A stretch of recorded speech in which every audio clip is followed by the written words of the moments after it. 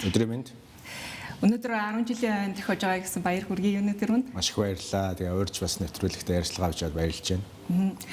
Ер нь ямар нэгэн бизнес юм уу аль эсвэл ямар нэгэн байгууллага үйл ажиллагаа явуулж эхлэхийн тулд ямар нэгэн нийгмийн захиалга юм уу аль эсвэл эрэлт нийлүүлэлт ингээд тулгуурлан үүсгэн байгуулагддаг шүү дээ тий. Тэгэхээр Yam Professionals Group-ийн үүсгэн байгуулагдсан одоо тэр шалтгаан нь юу байх вэ? Баярлалаа. Тэгээ маш бас гоё чухал асуулт асууж байна. Яг өдгөөс 10 жилийн өмнө бид нар энэ холбоог үүсгэн байгуулж ирсэн. Үүсгэн байгуулж түүхэн хингийнэлтэй Дэлхийн эдийн засгийн форумын хэсэг залуучуудыг бид нар Монголд авчираад Монголтой танилцах аяллыг бас 2-3 зохион байгуулсан. Тэгээ яг 10 жилийн өмнөх аялал дээр бид нар хоорондоо нөгөө гадны мундаг залуучуудыг хорноо танилцуулаа явж байхад хоорондоо ярилцсан. Тэгээд судлаа явж байхад залуучуудад зориулсан яг менторшип хөтөлбөр гэдэг зүйл ер нь Монголд байхгүй байна. Оюутнууд болон 10 жилийнхэн зориулсан scholarship буюу одоо нөгөө тэтгэлэгт хөтөлбөрүүд бол нэлээд байдаг. Ихэнх том компаниуд хийдэг байсан. Тэгээ залуучуудаа яриад үзэхэд тэднэрт мөнгөнд тусламж гэхээс илүү ялангуяа 30 хүртэлх насны залуучуудад яг mentorship буюу те яг ажил амьдралын одоо гараагаа дөнгөж эхэлж байгаа. Тэгээ бакалавра төгсөөд дөнгөж ажлын байран дээр орсон залуучуудад яг тийм туршлагатай мэдлэгтэй бас ёс зүйтэй зөв хүмүүсийн чиглэл маш хэрэгтэй байна. Алдсан алдаа, олсон олдын туршлага хуваалцах тийм юм байдгүй маань. Эсрэгээрээ бүр одоо дунд шатны, дундаас дээд шатны мэргэжилтнүүд нөө мэдсэн сурснаа биенээсээ одоо нуудаг, тэ өрсөлдөгч шинэ өрсөлдөгч гараад ирнэ гэж айдаг, түүнээсээ болоод нөө байгууллагын хөгжлийг боомлдог ийм зүйл кейстэй хэд хэдэн удаа таарсан.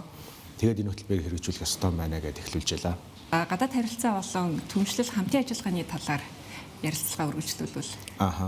Ер нь бол бид нэр өөрөө жижигхэн зах зээл, ялангуяа хөдөлмөрийн зах зээл, эдийн засгийн талаас маш жижигхэн зах зээл. Тэгээд ихэнх одоо зах зээлийг харах юм бол ер нь ханчлаа л да. Тэгэхээр ингээд манай компаниудын маань хувийн хвшил ялангуяа ингээд ярих юм бол хөгжил маань өөрөө яг энэ 3 сая хүндээ ингээд зарлагдаад байгаа.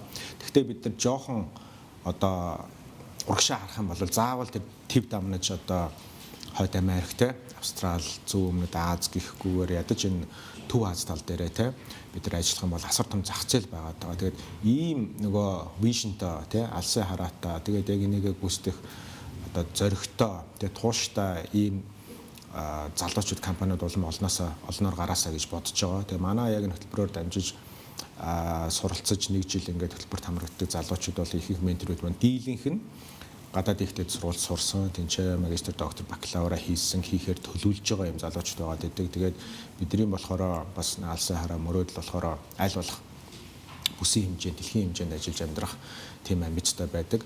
Яагаад 30 хүртэлх насных гэж аюул асуудаг л да. Би одоо 31, 32 та болчлоо. Яагаад орж болдгоо шударга биш ингээд бид нар ингээд өнгөрсөн 10 жилийн хугацаанд харахад яг голцоо бакалавра төгсөөд 21, 22 та залуучууд анхны ажлын байран дээр байгаа үедээ тэднэрт хамгийн их менторийн одоо тусалцаа дэмжлэг хэрэгтэй байдаг. Нэгэнт 30 гараа явчих юм бол одоо юу гэдэг аль хэдийн өөрийн гэсэн ухамсарттай үзэл бодолтой болоод одоо инкүү дикүү гэхээс илүүтэйгээр бид нар ч аль хэдийн өөрийн зорилгоо тодорхойлоод алсаага хартсан байдаг. Тэгэхээр тийм хүмүүст одоо ментор хийхийн оронд тэрний оронд арай нэг бэлэн болоогүй байгаа залуучуудад хийсэн хамаагүй үр дүнтэй гэж бид нар тооцсон л доо. Тэгээд менторийн хувьд бол бид нар бас багаараа ярьж аваад аль болох салбар бүртээ амжилттай ажиллаж байгаа зөвхөн мундаг чадвартай гэхээс илүүтэйгээр бас нэр хүндтэй хүлээн зөвшөөрөгдсөн ёс зүйтэй хүмүүсийг тэ сонгон урьж ажиллуулахыг хичээдэг. Тэгээд энэ жилийн үед бид нар ийм 15 ментортой эхлүүлж байна. Тэгээд ойролцоогоор жил болгон 10-аас 20% шинжилгээтэй явдаг. Одоо хоёлаа илүү цөмрөгөө орё гэж бодож байна. Хөтөлбөрийг сонирхож байгаа залуучуудад зориулаад хөтөлбөрийн энэ жилийн бүртгэл бол хаагдсан. Нийтдээ жил болгон 12 ментий явдаг байсан бол энэ жил онцлогтой 15 авсан байлээ тий. Тэгэхээр ментинүүдээ ингээд шалгаруулж байгаа шиг менторуудад ямар нэгэн шаардлага бас тавигддгүү. Ямар нэгэн шалгуур тавигддгүү. Тэр нь бас нээлттэй байдгүй. Бид нэр түрүүн хэлснээр менторуудад ерөөхдөө салбартаа нэг түүчээ болж ажиллаж байгаа. Мэдлэг туршлага чадвараасаа гадна бас олон нийтэд эерэг байдлаар мэдээжтэй хүлээн зөвшөөрөгдсөн ёс зүйтэй хүмүүсийг тэр менторийн хаягнанд илсүүлэхийг хичээдэг. Гол шалгуур нь өртөөл тэр байгаа. Тэрнээс ш нас хүүс бусад янз бүрийн тийм шалгуур багхгүй. Сүүлийн яг 3 жил нөгөө гендерийн асуудал дээр бас багаараа нэлээд анхаарал хичээж байгаа. Бас ганц хоёр шүм жилийг бид нар авч яасан. Ингээд дандаа хар юмнууд байгаа дээ шүү дээ тий. Эмэгтэйчүүд нь хаана нэгээд энэ жил бид нар бас төлхөө ялангуяа энэ жил нэлээд төлхөө шинэ эмэгтэйчүүдийг оруулахыг ингээд хичээсэн байгаа. Тэгээд олон улсын байгууллагатай хамтраад бас бид дараа жилээс эхлээд янз бүрийн төсөл хэрэгжүүлэх тийм хүсэл байдаг. Төлөвлөгөө байгаа. Тэгээд зүгээр хандаад үзэхлээр эхний ер нь гол асуултууд шаардлагууд нь тэр байлээ л дээ. За танах 10 жил болчихжээ. Яг энэ гендерийн байдал дээр ямар бодлоготой юм бэ те нөгөө инклюжн тал дээр хүртээмжтэй байдал дээр юу хийсэн бэ гэх. Тэгэхээр бид нар ингээ өссөн өсөөг тэр тал руугаа хэлбийгээд үйл ажиллагаагаа өргөтгөөд улам тэр олон улсын стандарт руу дөхөх тийм өсөлт тэмүүлэлтэд ажиллаж байгаа.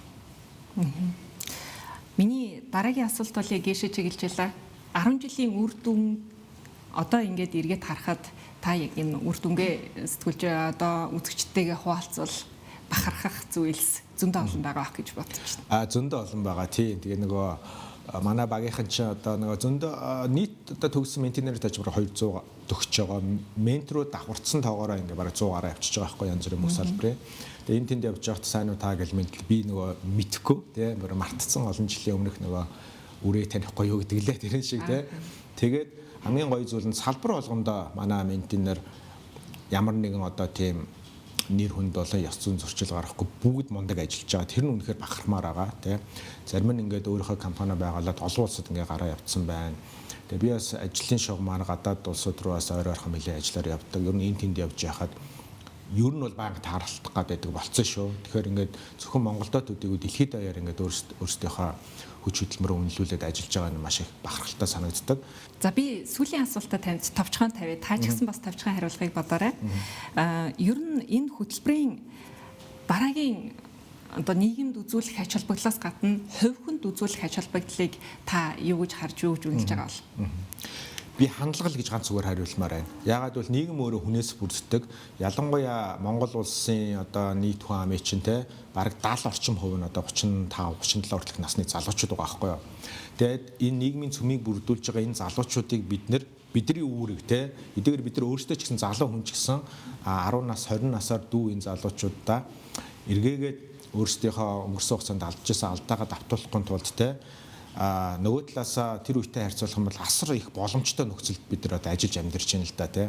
Бие биенээсээ мэдлэг боловсрлоо одоо нууж тий хоорондоо шудраг борсоор өрсөлдөхийн оронд байгаа бүхнээ сайхан бие биетэйгээ хуваалцаад багаар ажиллаа зорилгоо том тавиад тий хандлагаа өөрчлөөд ингэж ажиллах юм бол наад зах нь компаниуд аж ахуйн нэгжүүд төр хөдөлмөрийн бүтээмж хэд дахин өснө. Бид нар дээр ийм жишээ зөндөө байгаа. Цаад том зургаараа хам бол одоо бидний энэ болж бүтэхгүй байгаа нийгэм тий шүүмжлээд байдаг энэ олон асуудлуудыг бид нар өөрсдөө засах одоо боломжтой байхгүй. Тэгээ тэрний гол суурь нь аль хэдийн бүрэлдээ жоохон ч гэсэн хэдхэн зуугаар тоологдож байгаа ч гэсэн манай энэ залуучууд маань салбар хүртээ түүчилээд энэ бүх өөрчлөлтийг эзэд нь болоод яваасаа гэж хардаг. Тэгээд болж чадж байгаа гэж бодож байгаа. Гэхдээ тоон арай цөөхөн байна. Тэгээд дараагийн 10 жилүүдэд улам олшроод тэгээд бидний яг хүсэж байгаа нийгэм маань бүрдэх байхаа гэж би харж байгаа. За их баярлалаа танд. Ажилд нь амжилт хүсье. Дараагийн эсвэлтийн талаарх мэдээллийг хөтөлбөрийн цахим хуудаснаас манай үзэгчид нээлттэй авч болох байх тийм ээ. Тэгнь. Тэгээд бидний одоо 10 жилийн тохиолдуулаад урьж одоо олон нийтэд мэдээлэл өгсөн та бүхэнд маш их талархлаа. Баярлалаа. За баярлалаа. Таны ажилд амжилт хүсье. Баярлалаа. CNBC зочны хөтөлбөрөөр Young Professionals Group-ийн үүсгэн байгуулагч Ган Зориг оролцлоо. Бидэнтэй хамт байгаарай. Мэдээллийн хөтөлбөр үргэлжилж байна.